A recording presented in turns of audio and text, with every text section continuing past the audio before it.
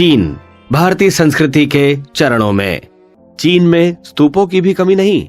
सुई वंश के सम्राट बे ती ने सन 601 में 30 भिक्षुओं को विभिन्न स्थानों पर स्तूप बनाने की राजाज्ञा प्रदान की थी। लंबा समय बीत जाने पर भी तत्कालीन भित्ति चित्रों में भी भारतीय चित्रकला की गहरी छाप देखी जा सकती है। उस युग के प्रख्यात चित्रकार कुओ तान वाई और कुओ हातो वस्तुतः कोई भिक्षु थे। उन्होंने अपनी तुलिका से भगवान बुद्ध की ही विभिन्न मुद्राओं, आकृतियों और घटनाओं का अंकन करने वाले चित्र ही आजीवन बनाए। ईसा की 8वीं सदी में बू ताओ तुजे नामक प्रसिद्ध चित्रकार हुआ है। उसने मंदिरों के भित्ति चित्र बनाए। उन्हें भारतीय चित्रकला का चीनी संस्करण ही कहा जा सकता है। 18वीं सदी के आरंभ में सम्राट चिएंग लुंग ने समीपवर्ती देशों में बौद्ध धर्म पहुंचाने के लिए विशेष प्रयत्न किया। उसने कांजुर ग्रंथ में 270 खंडों का मंगोल भाषा में अनुवाद करवाया। सन 1740 में वह पूर्ण हो गया तो सम्राट ने उसे प्रकाशित करा के मंगोलिया के विद्या केंद्रों में बिना मूल्य पहुंचाया। इसके बाद तिब्बती और मंगोल भाषा में अन्य अनेक ग्रंथ अनुदित और प्रकाशित हुए। इनमें उन देशों में बुद्ध दर्शन के प्रति अगाध श्रद्धा और गहरी दार्शनिक जानकारी उत्पन्न हुई। फालिन कृत पी.ओ. नचेंग अभिलेख में दक्षिणी चीन के राजवंशों के समय निर्मित बौद्ध विहारों, मंदिरों एवं भिक्षु भिक्षुणियों का विवरण मिलता है, जो इस प्रकार है। राजवंश पूर्वी स्तिंग विहार 1956 भिक्षु 24,000।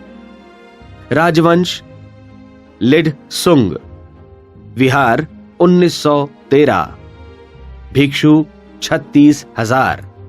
राजवंश ची विहार 2015 भिक्षु 32,500। राजवंश ली आंग विहार 2846 भिक्षु 42,700। चीन के उत्तर में मंगोलिया प्रदेश के निवासियों में बौद्ध धर्म आरंभ से ही बहुत लोकप्रिय रहा। मंगोल शासकों ने भी उसमें सहायता की। चंगेज खां के पुत्र कुबेलाई खां और उत्तराधिकारी ओगोतेई खां ने बौद्ध विहारों की यथासंभव सहायता भी की। बौद्ध प्रचारकों के परिश्रम से उस क्षेत्र में धर्म विजय अभियान अधिकाधिक सफल होता गया। 13वीं सदी के अंत में कराई गई शासकीय जांच पड़ताल में ऐसा उल्लेख मिलता है कि मंगोलिया समेत समस्त चीन में 42,318 मंदिर हैं और उनमें 2,13,148 भिक्षु निवास करते थे। इन दिनों मंगोलों का चीन के अधिकांश भाग पर आधिपत्य हो गया था। उनका शासन 1280 से 1367 तक रहा। इस अवधि में बौद्ध धर्म फला फूला ही। चीन में प्राचीन धर्मताओं और कन्फ्यूशियस का प्रचार था। वे सदा बौद्ध धर्म का विरोध करते रहे और उसे विदेशी धर्म बताकर तथा अन्य आक्षेप करके जनता में अश्रद्धा उत्पन्न करते रहे। फिर भी उसका प्रचार विस्तार रुका नहीं। 600 वर्षों में उसने अपनी जड़ें जमा ली और चीन में बौद्ध धर्म विशेष न रहकर उसका अपना हो गया और सबसे अधिक संख्या उसी की अनुयायी बन गई। राजाओं में से कुछ विरोधी भी रहे, पर अधिकांश का समर्थन और झुकाव ही बना रहा। 7वीं शताब्दी में चीन में अपने भिक्षु ही इतने पर्याप्त हो गए कि उन्हें भारत से उतने विद्वान बुलाने की आवश्यकता नहीं रही जितनी पहले थी। अस्तु, भारतीय प्रचारकों का झुकाव चीन से मुड़कर तिब्बत की ओर बदल गया। उन्होंने चीन की ही भांति तिब्बत को बौद्ध धर्म में दीक्षित करने के लिए प्रयास आरंभ कर दिया। ऐसा नहीं समझना चाहिए कि बौद्ध धर्म को चीन में सहज सुलभ प्रवेश मिलता गया।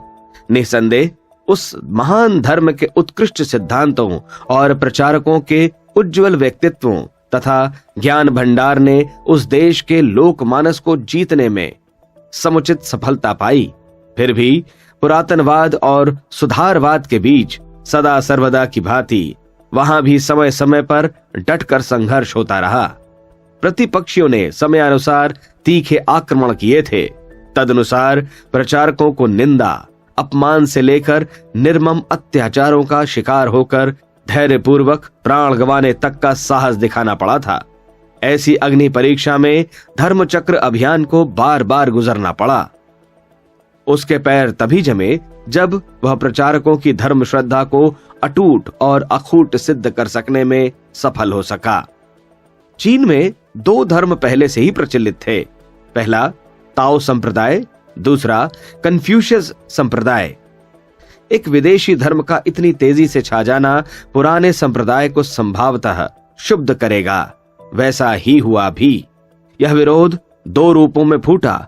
उत्तरी चीन में वह मार काट, दमन और अत्याचार के शक्ति प्रयोग तक उतर आया।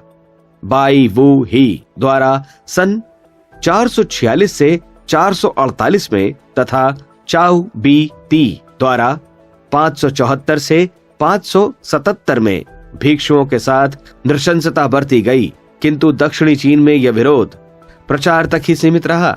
इन विरोधियों में 3 प्रमुख थे। पहला कुहुआन, दूसरा फा चे, तीसरा हुई ची। इन लोगों ने अपने साथियों सहित उग्र प्रचार किया कि बौद्ध धर्म को चीन से निकाल बाहर किया जाए। उस अभियान में कई छोटे राजा भी शामिल हो गए। फू ई नामक कन्फ्यूशियस मतानुयायी ने बौद्ध धर्म का घोर विरोध किया और तत्कालीन शासकों को विरोधी बनाने का घनघोर प्रयत्न किया। उसने ली युआन और ली शी मिन शासकों को फुसलाने में सफलता भी प्राप्त कर ली। तदनुसार भिक्षुओं को पंजीकृत प्रतिबंधित किया गया। राजधानी में 3 और अन्य नगरों में 1-1 मठ चालू रखकर सबको बंद करने का आदेश दिया गया। बात यहां तक बढ़ गई कि सन 819 में भगवान बुद्ध की अंगुली अवशेष का जो भव्य प्रदर्शन होने जा रहा था वह स्थगित कर दिया गया। फुई को एक और साथी मिल गया, हान यू। उसने भी राजा और प्रजा को बौद्ध विरोधी बनाने में कुछ उठा न रखा। ताओवादी तांग वंशी सम्राट युत्सुंग ने 2 बड़े नगरों में 4-4 और शेष हर जिले में 1-1 विहार छोड़कर सबको नष्ट करने का आदेश निकाला और बड़े मंदिरों में 20 तथा छोटे विहारों में 5 भिक्षु छोड़कर सबको अपने घर लौट जाने का आदेश दिया। गिराए गए मठों के मलबे से सरकारी दफ्तर बने, संपत्ति जब्त कर ली और धातुओं की मूर्तियों को गलाकर औजार बनाए गए। तांग वंग की पुस्तक बताती है कि इन आदेशों के कारण 40,000 मंदिर गिराए गए और 2.5 लाख भिक्षु भिक्षुणियों को फिर से गृहस्थ बनना पड़ा। पंच राजवंशों का इतिहास पढ़ने से प्रतीत होता है कि सन 107 में चू वेंग के शासनारूढ़ होने की अवधि में 50 वर्ष के दमन ने बौद्ध संस्थाओं की स्थिति बहुत ही दयनीय और दुर्बल बना दी थी। 17वीं शताब्दी में सम्राट शु चिह ने नए बौद्ध मंदिरों के निर्माण और नए भिक्षु भिक्षुणियों के बनने पर कठोर प्रतिबंध लगाए। न केवल बौद्ध वरन ताओ धर्मानुयायियों पर भी ऐसे ही प्रतिबंध लगाए गए। सन्यासियों को अपने अपने घर कृषि उद्योग करने के लिए वापस जाना पड़ा। भिक्षुणियों को घरेलू काम काज करने के लिए या तो नौकरानियां बना दिया गया या वे घर वापस चली गईं। 40 वर्ष से कम आयु के किसी व्यक्ति को भिक्षु बनने की सुविधा न रही। बिना परीक्षा दिए और प्रमाण पत्र लिए भिक्षु बनने वालों को 80 कोड़े लगाने का कठोर दंड निर्धारित किया गया। विरोधियों के कुचक्र चलते रहे। सुकरात, ईसा और गांधी की तरह 47 वर्षीय भिक्षु हुआन काओ ओ को सन 444 में मौत के घाट उतार दिया गया। ताओवादियों ने युआन वाई काल के सम्राटों को तरह तरह के भ्रमों में फंसाकर बौद्ध धर्म विरोधी बना दिया था और भिक्षुओं पर कई तरह के प्रतिबंध लगा दिए गए थे। वाई राजवंश की पुस्तक से प्रकट होता है कि सन 445 में राज्य मंत्री साई हाओ ने अनेक बौद्ध मठों को गिराया और भिक्षुओं का वध कराया था। हिसाओ सम्राट ने प्रत्येक जिले में 200 से 300 ही भिक्षु बनने का प्रतिबंध लगा दिया था। युआन वंश का इतिहास पुस्तक बताती है कि चांग आन नगर में ताओवादियों ने बुद्ध स्तूपों और बोधिसत्व की अवलोकितेश्वर की मूर्तियों को नष्ट किया था। उन्होंने 482 बौद्ध मठों पर बलपूर्वक कब्जा कर लिया था। पीछे एक न्याय सभा में इस बलपूर्वक कब्जे को अमान्य ठहराकर विहारों को वापस कराया। चीन में हजारों की संख्या में अभी भी बौद्ध विहार मौजूद हैं। कहीं कहीं मंदिर और कहीं चैत्य हैं। वे प्रायः पर्वतों और छोटे देहातों में हैं। बड़े शहरों में ये धर्म स्थान कहीं कहीं ही दिखते हैं। बुद्ध प्रतिमाओं में से कितनी ही स्वर्ण विनिर्मित पाई जाती हैं। इन मंदिरों और विहारों में भिक्षुओं की निर्वाह व्यवस्था रहती है। उनमें से कुछ स्थानीय व्यवस्था संभालते हैं और कुछ परिव्राजक रहकर धर्म प्रचार का कार्य करते हैं। काले रंग के लंबे चोंगों को पहने सिर मुड़ाए भिक्षुओं को अलग से ही पहचाना जा सकता है। उनमें से कितने ही उत्तरीय वस्त्र चीवर ही धारण करते हैं। प्रायः तथागत के जन्मदिन पर लोग भिक्षु दीक्षा ग्रहण करते हैं। उन्हें 250 पालन योग्य नियमों का स्मरण कराया जाता है। चीनी भिक्षु प्रायः मठों में ही निर्वाह करते हैं। उनमें भिक्षा मांगने का प्रचलन नहीं है। विहारों में धर्म शिक्षा की व्यवस्था रहती है।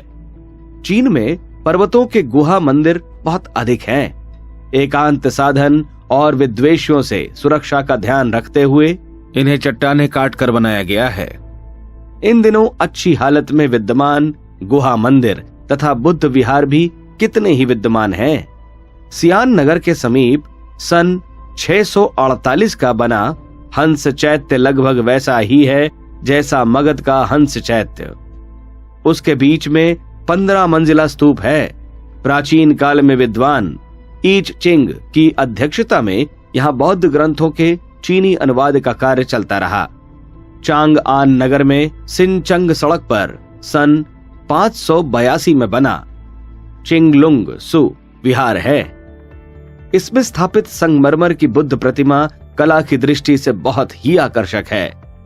शांसी प्रांत के किंगमंग नगर का विहार यद्यपि टूटी फूटी हालत में है, तो भी उसके मुख्य भवन के दोनों स्तंभ तथा प्रतिमाएं दर्शनीय स्थिति में हैं। उत्तरी चीन में तांग हो नदी के सहारे चली गई पर्वत श्रृंखला सहस्त्रबुद्धि कहलाती है।